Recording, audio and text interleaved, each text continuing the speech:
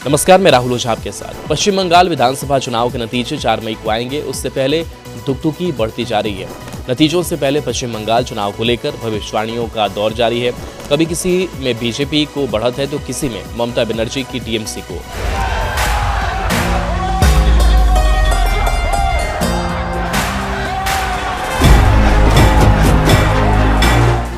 सट्टा बाजार का माहौल भी बंगाल चुनाव को लेकर गर्म है। बंगाल जैसे जैसे मतगणना की ओर बढ़ रहा है, वैसे वैसे सट्टा बाजार का मिजाज भी तेजी से बदलता नजर आ रहा है।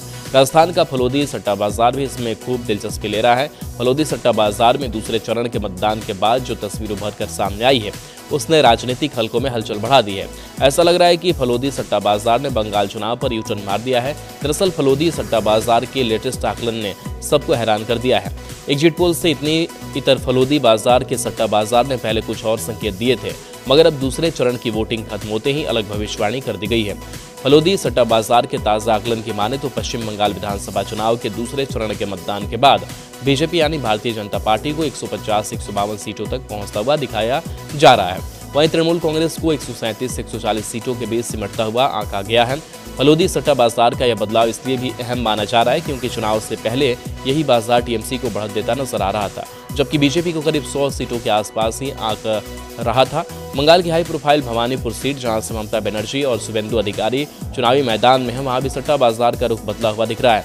ममता बनर्जी के भाव 20 से 25 पैसे से बढ़कर 50 पैसे तक पहुंच गए हैं, जो बाजार की नज़र में उनकी स्थिति पहले से कमजोर होने का संकेत माना जा रहा है। हालांकि चुनाव से पहले टीएमसी को फलोदी सट्टा बाजार बढ़त दिखा रहा था, वहीं भारतीय जनता पार्टी को मात्र 100 सीट देने वाला सट्टा बाजार दूसरे चरण के मतदान के बाद पूर्ण बहुमत के साथ 150 से अधिक सीटों पर लाकर खड़ा कर दिया है।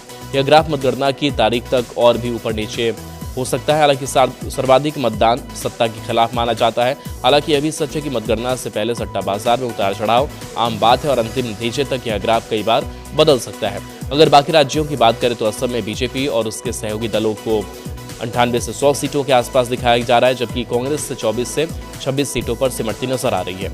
तमिलनाडु में सट्टा बाजार एनडीए को करीब 100 सीटें और इंडिया गठबंधन को 140 सीटों के आसपास बढ़त दिखा रहा है। वहीं केरल चुनाव को लेकर भी बाजार का रुख यूडीएफ की मजबूती के साथ 80 सीटें और एलडीएफ को 60 सीटों पर बाजार सेशन दिया जा रहा है। लेकिन जैसे जैसे चुनावी प्रक्रिया आगे बढ़ेगी, इन आंकड़ों में भी बदलाव देखने को मिल सकता है।